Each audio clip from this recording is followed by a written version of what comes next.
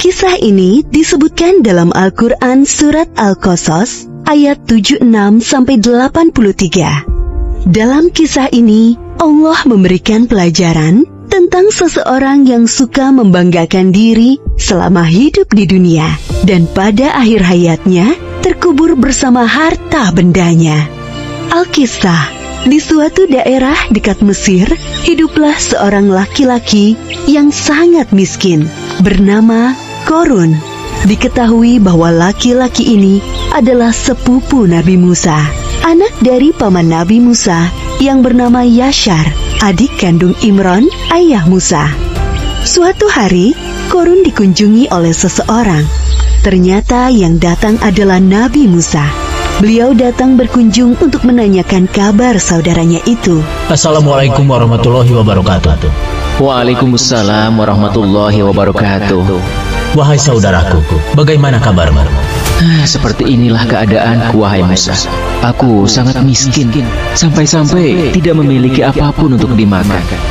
Maukah kau berdoa kepada Allah Subhanahu wa Ta'ala agar memberikanku sedikit harta supaya aku bisa bertahan hidup? Mendengar hal tersebut, Nabi Musa sangat iba dan berdoa kepada Allah agar saudaranya Qorun diberi kecukupan harta. Dan permintaan itu dikabulkan oleh Allah. Hari demi hari, kekayaan Qorun semakin berlimpah karena ia menguasai ilmu jual beli perhiasan.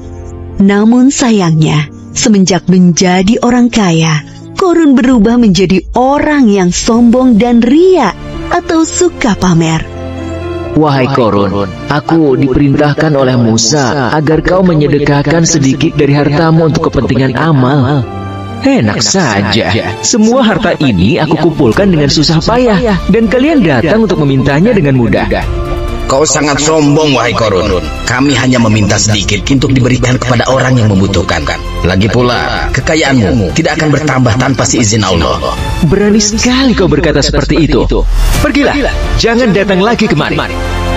Kedua utusan Nabi Musa meninggalkan rumah Qorun dan melaporkan kejadian itu kepada Nabi Musa. Hartaku sungguh sangat banyak. Tidak ada seorang pun yang bisa mengambilnya dariku. Sekarang, aku adalah satu-satunya orang terkaya di Mesir. Setiap hari, Qorun selalu membanggakan dirinya. Ia sering berjalan-jalan keluar istana, mengenakan pakaian mewah, dikawal oleh para pria perkasa untuk berkeliling memamerkan kekayaannya. Untuk membawa kunci-kuncinya, tak sanggup hanya dengan satu pelayan yang berotot kekar. Wah, lihatlah Qorun itu. Sekarang ia sangat kaya. Jubah yang dikenakannya berlapiskan emas yang sangat berkilau. Benar, saudara. Tapi sayangnya dia sangat sombong. Ia lupa bahwa semua harta itu milik Allah dan akan kembali kepada Allah. Nabi Musa dan pengawalnya mendatangi Qorun di sebuah pasar tempatnya berjual beli emas. Wahai Musa, apa yang membuatmu jauh-jauh datang menemuiku? Kalau kau kesini hanya untuk meminta emas-emasku, sebaiknya pulanglah. Aku tidak akan memberikannya sepeser pun kepadamu. Wahai Qorun, tidak ingatkah masa lalumu? Dulu kau begitu miskin, sampai Allah memberikanmu semua kekayaan ini. Ingatlah, wahai Qorun. Itu masa lalu, wahai Musa. Semakin hari hartaku semakin bertambah. Semua itu terjadi karena ilmu dagang yang aku pelajari, bukan karena Allah. Qorun tetap bersikukuh, tidak mau menyedekahkan hartanya karena menganggap semua harta yang dimilikinya adalah hasil kerja kerasnya selama ini. Aku akan mengatakan kepada semua orang bahwa Musa akan mengambil seluruh harta yang aku miliki. Aku hanya mengingatkanmu, karena dalam setiap harta yang kita miliki, terdapat 2,5% hak orang miskin di dalamnya. Aku mengingatkanmu, jangan bersikap sombong dan membantu orang lain yang membutuhkan. Sekiranya kau tidak berkenan, Allah akan mengambilnya dengan sangat mudah, seperti saat Allah memberikannya. Pergilah, wahai Musa, kau hanya menggangguku.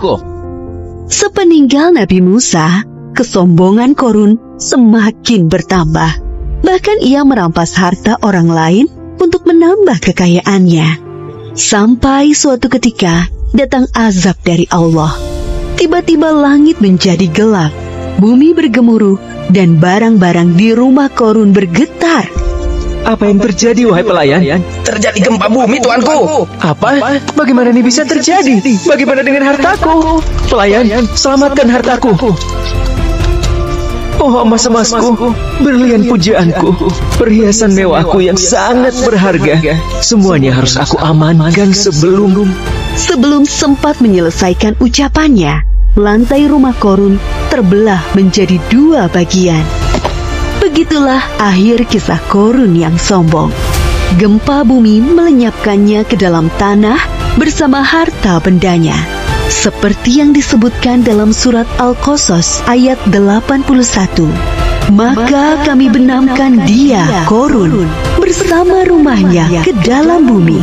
Maka tidak ada baginya satu golongan pun yang akan menolongnya selain Allah. Dan dia tidak termasuk orang-orang yang dapat membela diri.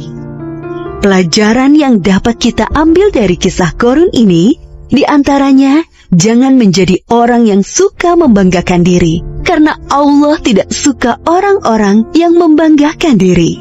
Dunia dan seisinya adalah milik Allah dan dapat dengan mudah diambil olehnya.